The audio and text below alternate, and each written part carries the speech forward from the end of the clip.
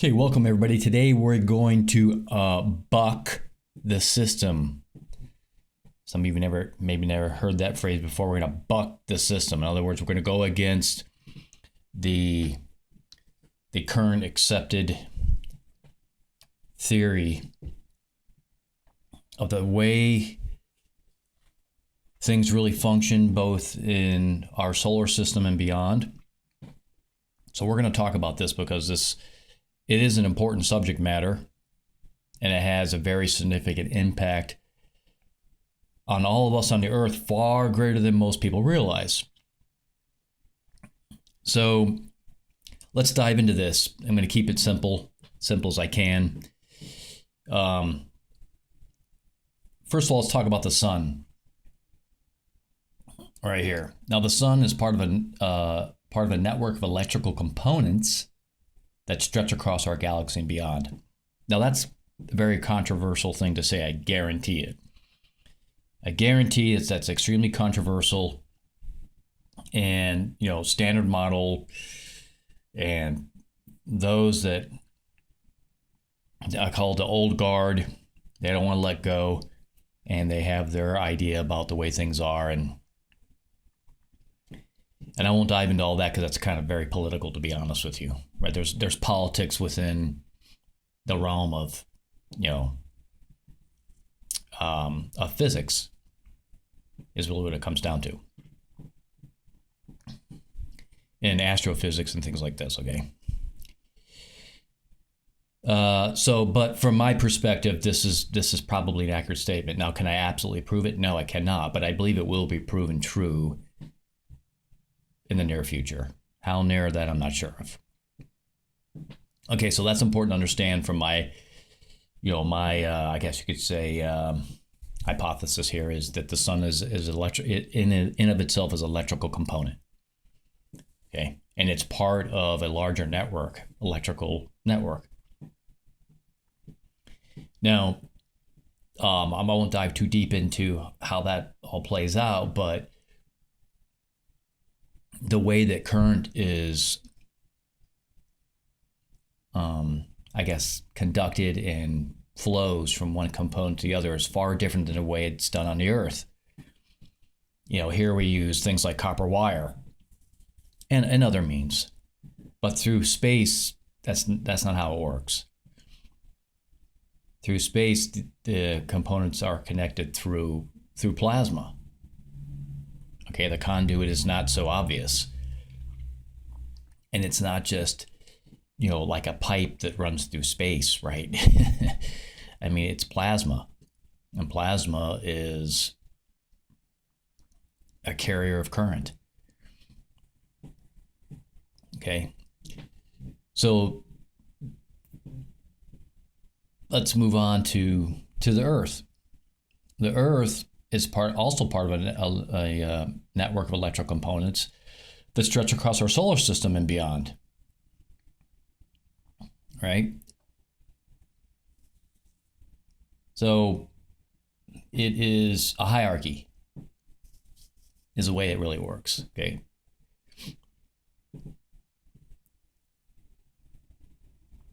And then let's continue on down here. It says our sun has solar cycles, but those cycles are driven at least in part by external influence that comes from outside our solar system.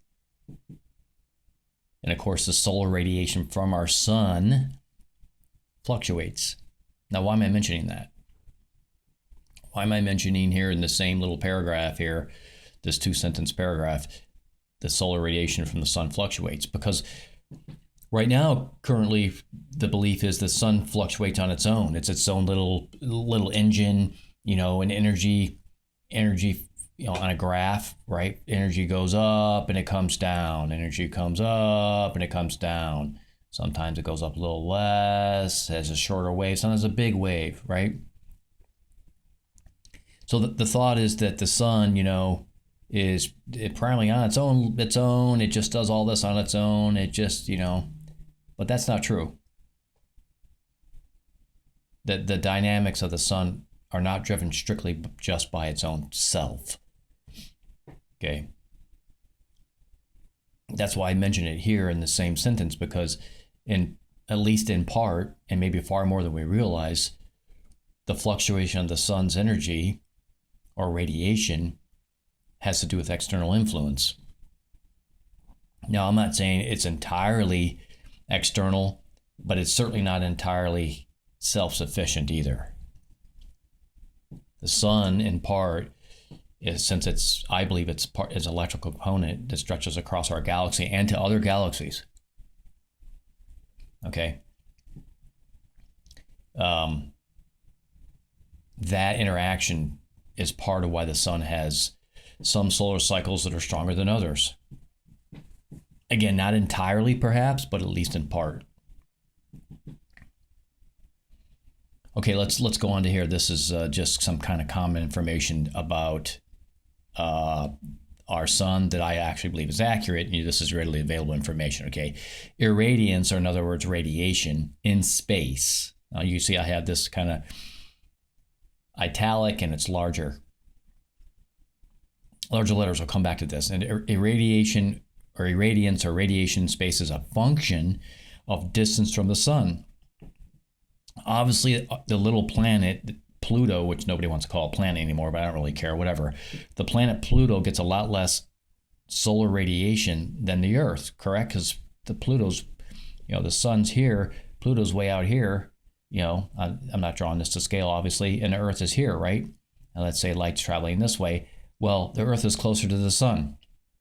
It stands to reason we get more solar radiation than Pluto does. Okay, that makes sense. No problem. We can all agree with that. That one's easy. Anybody can turn a kind of heater you plug into your wall, little standalone heater. The closer you stand to that heater, the warmer it is, correct? The further you stand away, the cooler it is.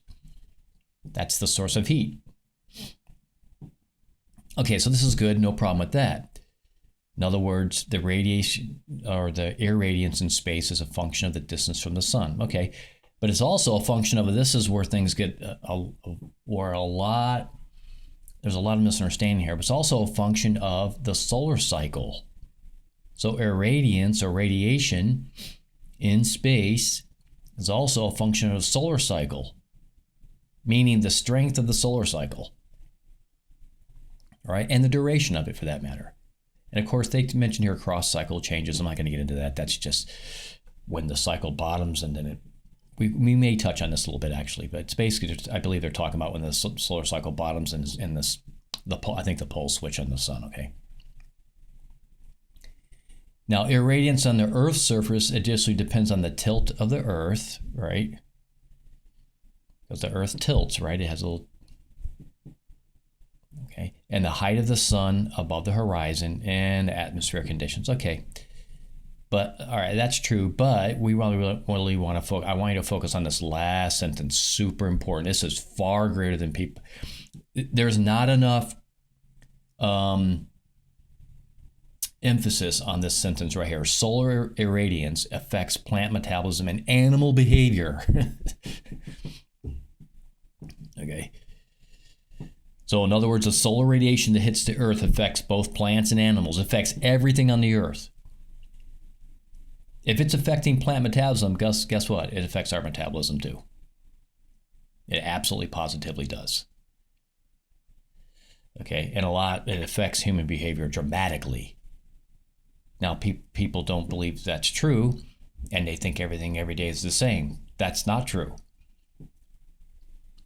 I'm telling you, some days you might feel, have clarity, and other days you feel low energy.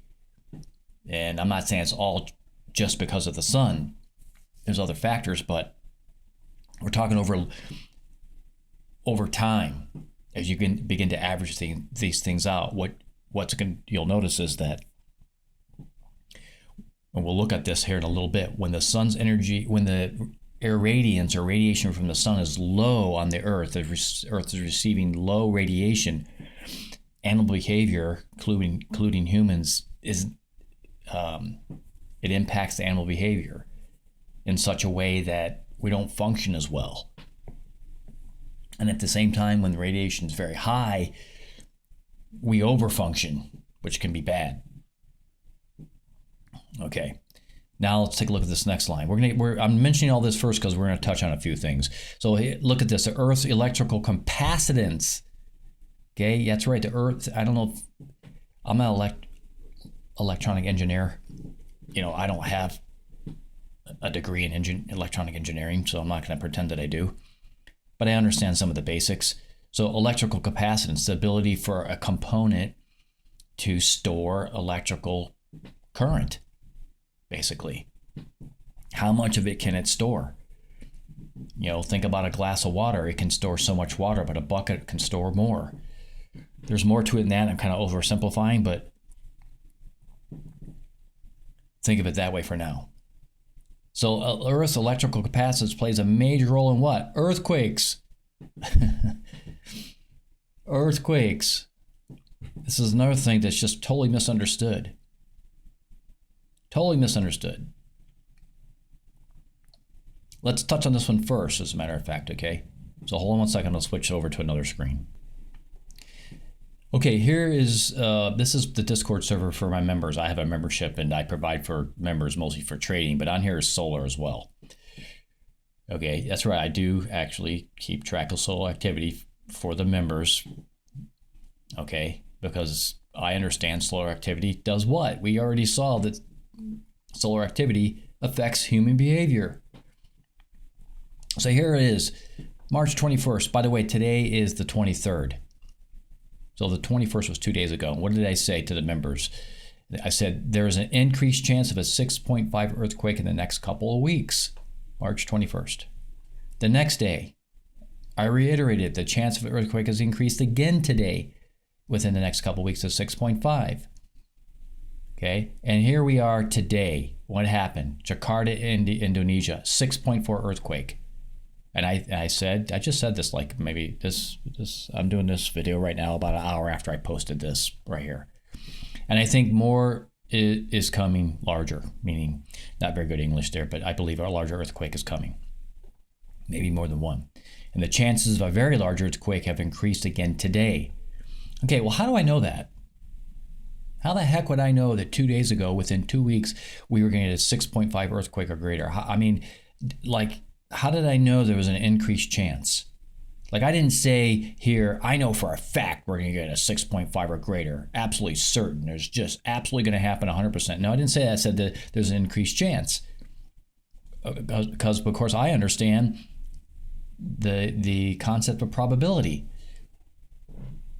Okay, and the premise of probability. And the probability increased. And sure enough, Jakarta, Indonesia, got a 6.4 earthquake.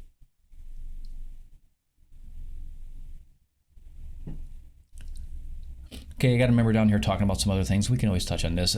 There's some other things, interesting things going on, as always. Okay, so how did I know this? How the heck did I know that there was an increased chance of earthquake? And sure enough, there was a 6.4. Boy, was I closer to what? 6.5. I don't think we're done. I think there's, in the next week or 2 or 3, whatever, we're going to see a really big earthquake. There was also an earthquake in Japan recently, I think just a day or two ago. There was a 5 point something. Okay, but I believe we could potentially see a 6.8, maybe something larger than even a 7. All right, so how did I know this? Let's switch over to the how did I know screen. Okay, so this is, for those that don't know, this is the NOAA. I think I'm pronouncing that right, NOAA.gov site. You can look at the URL here, swpc.noaa.gov. They have a bunch of different products in there. One of them is solar cycle progression. Okay, you can see the years here, 2014, 16, blah, blah, blah, going into the future. Okay, obviously there was some kind of low here, right? There was some kind of low right there. I guess black's gonna have to do. Let's see, it's pinky better. This color's a little better. All right. We're going to talk about that here in a brief moment, okay? But this is sunspots. That's what they're keeping track of here. And this is called solar flux. This is radio flux. And it's measured, they do a 10.7 centimeter radio flux measurement here, okay? Now, everybody's always focused on solar sunspots. They're important, but that's not, anyway, that is important. Okay. And this is done by month here. And so is this one, I think, in the month. Yeah, these are done by month. They just basically gather up the whole data for the month and they do their thing. Okay. But this information is available day by day. Okay. It's available daily. All right. And the one that everybody misses is you really what you want to be focused on is the solar flux, the radio flux. This is the one. This is the one that gives you what you need to know what's really going on a day-to-day small scale. Okay. So how did I know there was a potential for an increase in earthquake? Because even though we're looking at monthly stuff here, right? If I hover over this, you'll see the latest one was, if I can get onto it, February. That's because they do it by the month, right?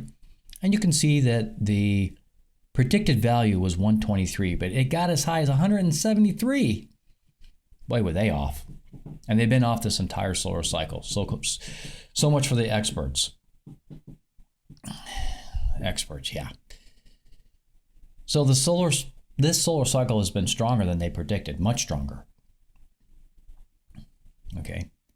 But to stay on topic here is, the point I'm trying to make is that this data is available daily. Okay.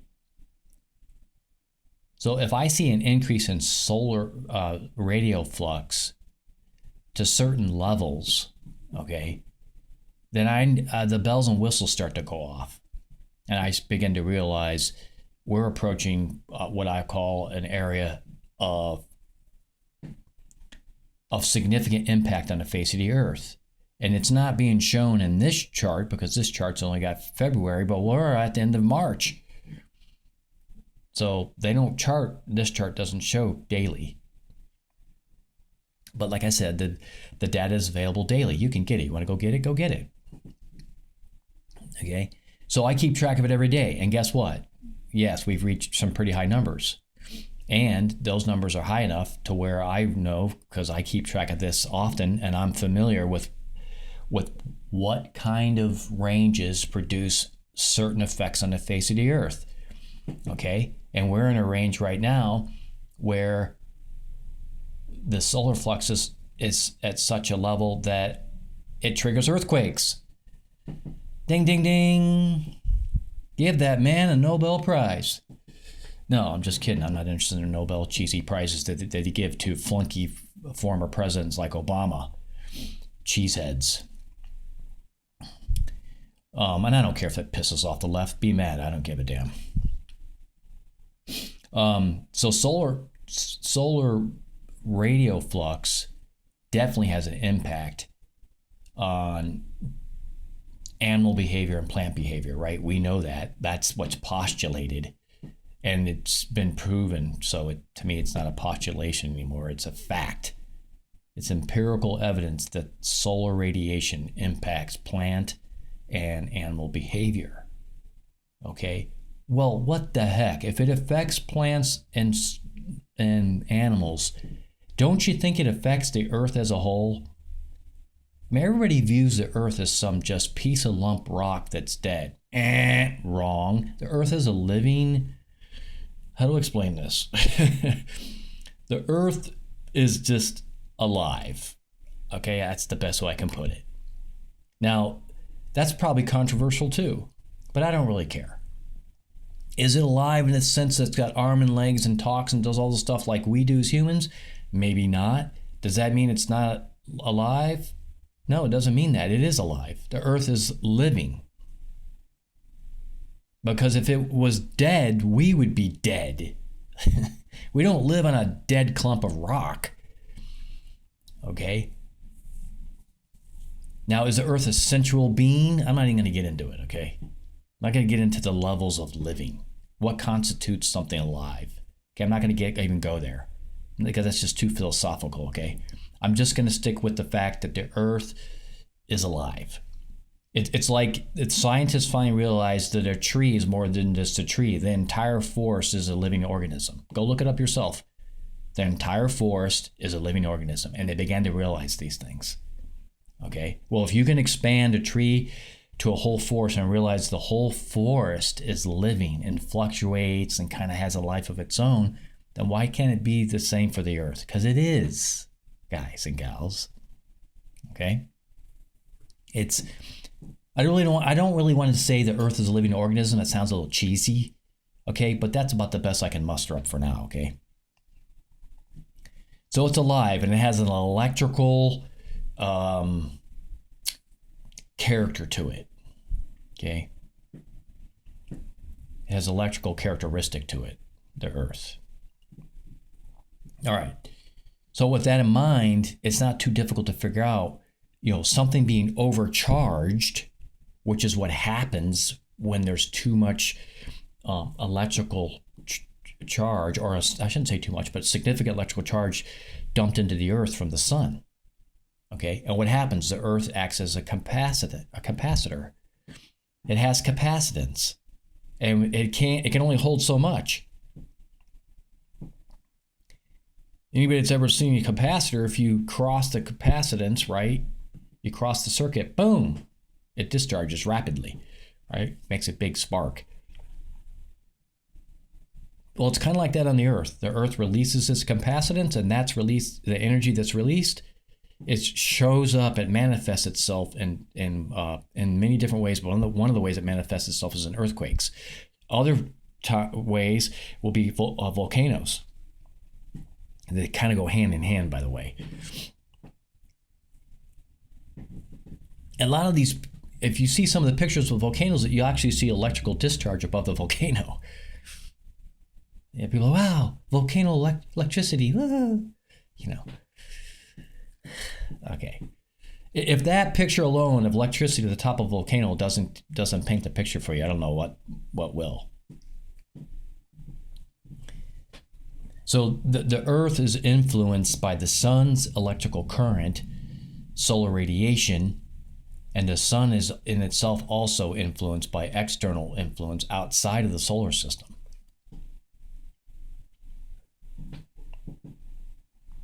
Okay. So just for those that like to know about earthquakes, yes, I believe, and I'll say it again, we're in late March here. What is today? March. I don't know what it is. 23rd, 24th. Text today's date. Today is the 23rd. So March 23rd, probably in the next 2 weeks, 3 weeks at the most, somewhere in there, I think you're going to see a large earthquake. I don't know exactly how large, okay, but I think it could be close to 7.0. High sixes, low sevens, 7.5, whatever, something like this. Large earthquake. Maybe more than one. Or you might see a slew of 6.5s, like 3 or 4 6.5s, it can kind of manifest itself that way too. Where the earth discharges its capacitance across multiple earthquakes, so you don't get a really large one. You get a bunch of pretty, you get several kind of large ones, and that takes care of the stress relief, because that's what we're talking about. The earth releases its stress. Okay. All right. Let's move on. All right. So we talked a little bit there about earthquakes, electrical capacitance, and how it plays a major role in earthquakes. Okay. Let's get back to irradiance in space. Is not the Earth suspended in space? Well, as a matter of fact, it is. Okay. So the Earth as a whole, if you were to be off Earth, imagine yourself just whatever, orbiting the Earth. You're off Earth, you're looking back into Earth. Well, there it is. It's in space, right? The Earth is in space. So, that's just going back to the function that irradiance in space is a function of the distance from the sun. Okay. Now, why am I really driving down to this? How does this, other ways it impacts the Earth? Well, it impacts, for my members who like to trade and make money in the market, it impacts the marketplace, all the markets.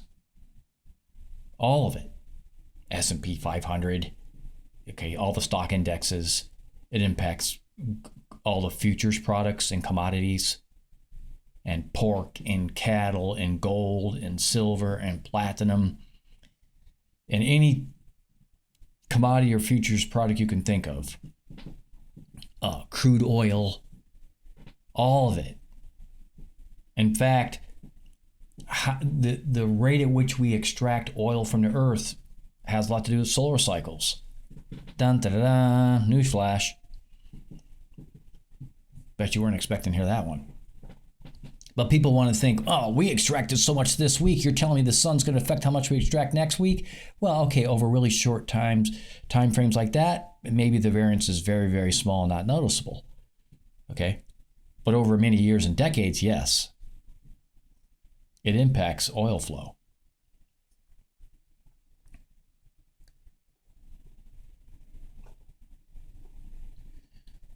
Okay, so it impacts the markets. That's why part of my forecast every day that I put out to the members has to do with what the what the sun's doing. And a lot of times I get it right. I'm not saying I'm always right, because there's other dynamics involved, not just the sun. It all isn't just dependent on the sun only, right? Yes, the sun affects animal behavior, but we still have a bit of autonomy, yeah? We still have the ability to function kind of on our own. Right? We still can make decisions. We're not robots. But there is a significant impact on our physiological and psychological well-being, health, operation, so on and so forth, is dependent on what the sun's doing, and the sun's dependent on what the rest of the galaxy's doing, and our galaxy's dependent on what other galaxies and superclusters are doing, and so on and so forth. Okay. Now let's go back to the solar chart, because I want to talk about something. Okay, so we're back here on the NOAA.gov site, and this solar cycle here, this peak back here in 2014, I think it was 2014. Let me just, because they haven't been tracking solar flux very long, so let me go look at the sunspots. Yeah, on March of 2014. Okay. So March of 2014 was the peak for the previous solar cycle. Okay, I think that was solar cycle 24. Yeah, solar cycle 24. Okay, and it was a weak solar cycle 24, one of the weakest ones in many, many years, many decades, centuries even. Okay, let me go up here, because sunspot history is pretty good. Let's go all the way back here. So you can see that there's been some degree of tracking solar sunspots all the way back to 1750. We can thank our great grandfathers and grandmothers and those that were keeping track of this, right? Look at this. Human history is absolutely astounding. They kept track of it all the way back here, the sunspots. Okay. So if you look at 2014, you know, the 2024 solar cycle, look how low it was. Here's the peak of it way over here. Make it a different color. And then pink shows up pretty much better on this. Maybe yellow's better. I don't know. Let's try yellow. Yellow better. Not really. Okay, pink is the one that shows up the most. Not that I like pink, guys. Okay, just for the record. Let's keep things straight here. So you can see how low it was, right? I mean, historically, it's like that's a really low solar cycle, right? All the other peaks were higher, except for way back here in the 1800s, which they called this the mini. They call this the mini ice age. This was called the mini ice age back here. Okay, so what's the point I'm trying to make? That the last solar cycle was one of the lowest solar cycles in several centuries. Yeah. All right. So look at here's a century. Here's another century and a half a century. So in 2.5 centuries, over 250 years, a little more than that even, solar cycle 24, the one we just came off of, was one of the weakest ones in a long time. Okay, so now keep that in mind. That's really important. Really important. Here is that low, right in here. Now, remember what I just said. This low right here is one of the lowest energy radio flux. We don't need to guess, was it low? Because we know sunspots and solar flux have a relationship.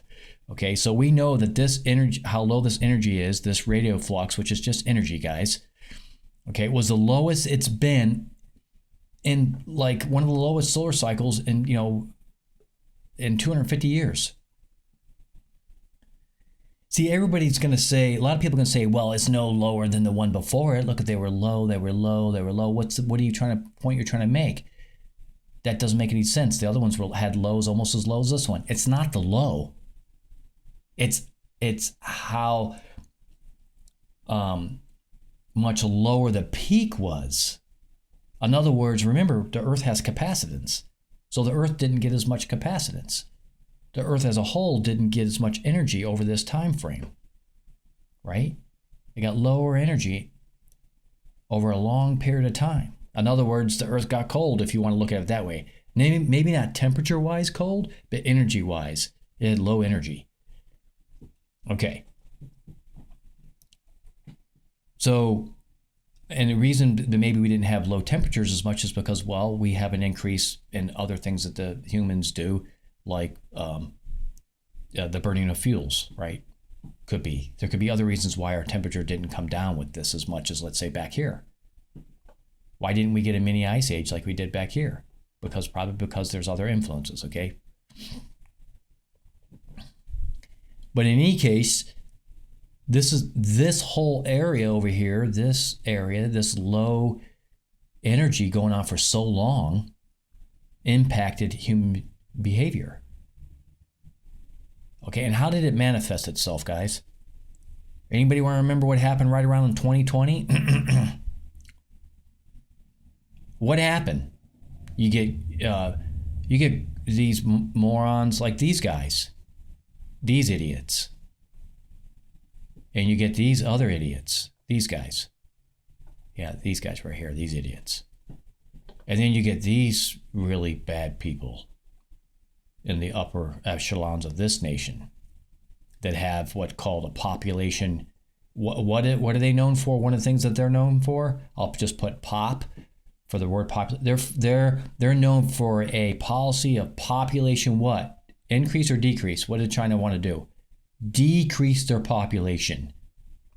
Just go look it up. History is super clear. They have a policy of decreasing their population. And what did China do with these clowns here and these clowns here and other clowns, and even in the U.S., other really bad actors? What did they do? Well, they instituted this policy, population reduction. And they did it during one of the lowest energy times ever. It's not a coincidence, guys. This video isn't about what happened in 2020 necessarily. I'm just using it as an example of what happens when you have really low energy. The human mind does really horrible things when there's low energy. It makes really bad decisions. And other people begin to make bad decisions. And they bring other clowns involved, and they start making bad decisions too. And you get things like, well, you get a world population policy, depopulation policy. Okay, and this is played out time and time again. All right? It's just now, in this particular epoch or era, okay, we have a very large world population, so everybody knows what everybody else is doing. Back here in the 1800s, the news didn't travel so fast. Okay, 1700s traveled slow. Now news travels in less than a second. Everybody knows what's going on. Population is massive. Okay, so that makes a difference on how things transpire, right? Okay, so again, this video isn't necessarily about what happened in 2020. I'm just using it as an example so you can understand why it happened. It isn't because they're just, they're in control and no. These I said this before. They don't even know that they're being controlled. I'm serious. I'm 100% serious. These morons right here, they don't even know they're being controlled. They think they're in control. They're not in control. You want to know what's in control? Something far greater than all of us. And that's another philosophical topic, maybe for a different day, okay? Okay, so I'm not going to go too much further than that. Kind of stop right there, because the deeper I dive into this, I'm trying to stick with kind of factual things and not get too deep into the philosophical aspect of it, because when you start going down that's much harder to prove, right? I'm trying to stay with things that at least are in the realm of data backs it up, right? Data backs up the claims I'm making. Whereas philosophical, those are great conversations to have, but they're really kind of hard to quantify, right? Okay, so I think that's gonna stop right there for this video. I've touched on this subject matter before, but I want you to understand that I honestly believe that the entire Earth and animal and human behavior is much more heavily influenced than we think it is by the electrical currents that flow across great distances, across the entire universe, across galaxies, to other galaxies, down to the Milky Way. I shouldn't say down, but as Milky Way is part of that electrical, you can think of it as just one massive electrical circuit if you want to. And then to the sun, and then to the earth. Okay, and there's a lot of other interplay that goes on there, right? It's a very complex subject matter with other stars and other planets, and that also have an influence. But just kind of oversimplifying this thing, I hope that I expressed well enough today that you understand that I don't think enough credit's given to how much the electrical flow that the Earth experiences impacts what happens on the Earth. I mean, you ask any generational farmer, okay, they have records that go back for hundreds of years if they've been farmers, and their family and their father and grandfather and great grandfather and so on and so forth. Some of them keep records. They'll tell you. You go back and look at those records.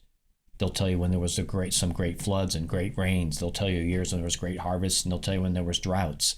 You go back and you look at that, some of that's going to coincide with what was happening with the sun. Or it'll be skewed. It'll be skewed, like it'll happen a few years after the sun does something. It isn't always directly right now. Sometimes that plays out and you'll have a phase. So the sun will do something, and then crops will have either a growth phase or a drought phase, right? They won't exactly be right in unison with the sun. They'll come after, because it's a capacitance thing. All right, so anyways, that's it for now. Hope you all really enjoyed the video. If you want to become a member, I'll put at the end of this video, if you want to become a member of my service, which is mostly for trading. But you see, I also do occasionally do some solar things too, so that might be interesting to some people. Stick around to the end of the video and I'll talk about the membership. All right, if you do want to become a member, that's great. There's a discord.com link in the description right below this video on YouTube. So click and make sure you read the instructions carefully before you join. But once you've done that, click on the discord.com link. It's going to bring you over to the Get a Server. Then click on Server Shop. And then right here, guys and gals, $7.99 a month. Now, most of this is about trading, but you'll see I have a solar activity channel. And well, this video today was about that, okay? I put them out occasionally. I don't do a lot of those videos. Mostly I keep track of solar activity for the sake of the members to help them make good trades, as I discussed a little bit in the video today. Okay, but what comes with this membership is the streaming charts down here. You get the 5-minute, the 15-minute, and the 1-hour streaming charts. I know you may think it seems odd that I'm talking about solar activity and then I'm talking about trading. Well, it's not odd. Okay, jump on board. Just try to wrap your mind around it, because as weird as it sounds, it's true. But anyway, you got the streaming charts down here of the S&P 500, 3 different charts that stream, intraday charts, 5-minute, 15-minute, 1 hour. I have a really good indicator on there called the Get Us Plus indicator. It's very helpful. There's also some hourly cycles on there. Yes, just like solar cycles, there's cycles on the hourly chart. Okay. And I also just started streaming golds for those that want to trade gold. These are futures products I'm talking about. So I stream those as well. So you're getting 2 streaming products, and alerts go to this channel for the S&P 500, and the gold alerts go here. So you can watch the streaming charts, or you can get alerts, or you can get both. You just right click on the channel, You turn notifications on. All right, every Monday through Thursday, I put premium symbols in here. You might want to check those symbols out, really nice. The Get Us Only post channel, this is where I post all the videos, like I'm going to post this one. Okay, also I notify the members every night of the nightly email I put out. And speaking of the nightly email, when you join, put your email address in the emails only channel, and I'll put you on the nightly email. You get the daily chart of the S&P 500 with the daily cycles on there. You get support and resistance lines on there. It's a really good email. A lot of people join just for the email. Some people are swing traders and investors, and they don't really want to watch the streaming charts, so they're just paying for the email. But you can get both, whatever, okay? I do trade some fixed income from time to time, so corporate bonds mostly, I'll put it in there. And then these two channels here will be the channels that where you just do a lot of chatting on, all right? So just think about this, all this for $7.99 a month, guys. You're getting the streaming charts of the S&P 500 and gold. You're getting the alerts that come with it, some other alerts that are going along with some of these other products in here. You're getting premium symbols. You're getting the nightly emails, all for $7.99 a month. It's a really good deal, okay? I got to talk about the rules. Please follow the rules on the server. You have to read the rules, okay? In here is the refund rules. Also, a disclaimer that I'm not a financial advisor. I do not give financial advice, all right? Everything on this server, no matter who's posting it, me or anybody else, is strictly educational purposes only. You are responsible for your own trades. Yes, the service is an awesome service. I honestly believe, in my opinion, it's going to help you become a better trader and make some profit, but you're still responsible for your own trades, okay? And this video as well is educational purposes only, all right? And in there is also to be nice to everybody else on the server. Don't post any nasty posts, no nasty language, no nasty pictures. Don't do anything nasty, just be respectful. If you start getting out of hand, I'm going to warn you. If it gets bad enough, I'm going to kick you. If it gets really bad, I'll ban you, all right? So please don't do that. All right, I think that pretty much covers it for today. Happy trading, everybody. I hope everybody really enjoyed today's special video. God bless everybody. Talk to you all real soon again next time.